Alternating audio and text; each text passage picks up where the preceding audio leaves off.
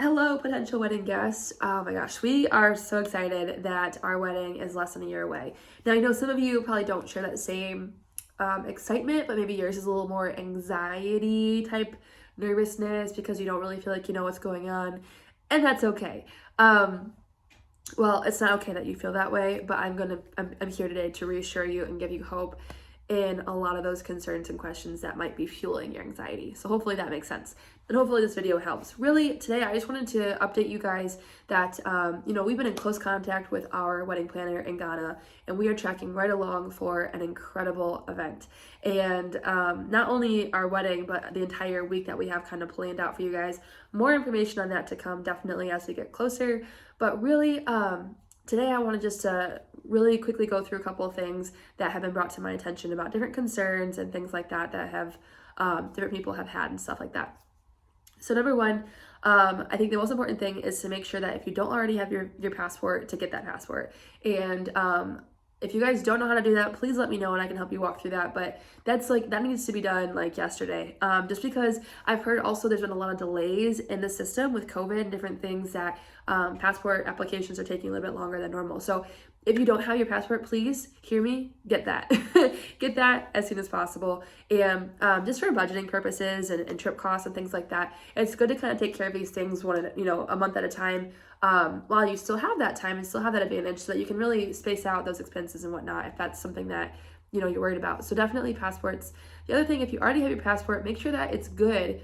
It's good through February of 2023, just to be super safe, because when you have a passport, that expiration date, is a certain whatever date it is, that needs to be good for at least 6 months after your desired travel dates. And so if you're looking to make it to our wedding in July of 2022, 6 months thereafter would be February of 2023. So just make sure that you're good on both ends, that you have a passport, and then that expiration date is solid.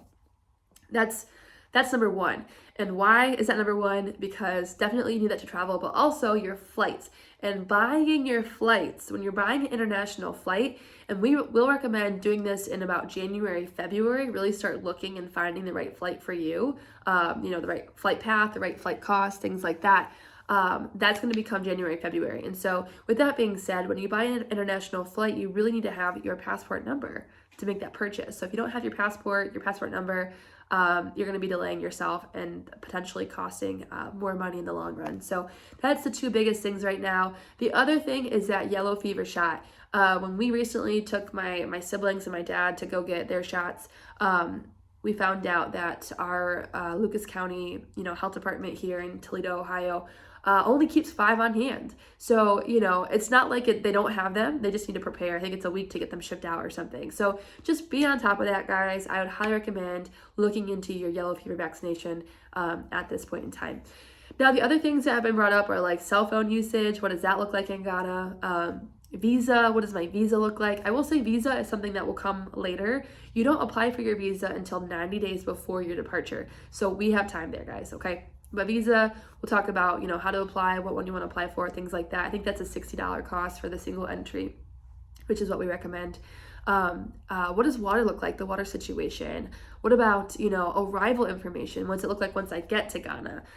What's the accommodation choices? How much is that going to cost? And things along those lines. I don't have the correct accommodation details at this point in time in terms of price, but I will say it's pretty reasonable from what we've discussed with the place that we're renting out. And so that is all to come very soon. Those are things that we're working on right away. And I think for a lot of these topics, I'll probably just end up doing videos on like cell phones or videos on, a video giving you all the information you could ever want on your visa. So those are things in the works. I'm going to end this here so I don't ramble on any further, but I hope you guys have a great day. If you have any questions or ever want any more information, please feel free to contact me directly, and I can definitely walk you through whatever concern or question that you might have, okay? With that, I'll say goodbye, and I'll talk to you guys soon in another update. Bye.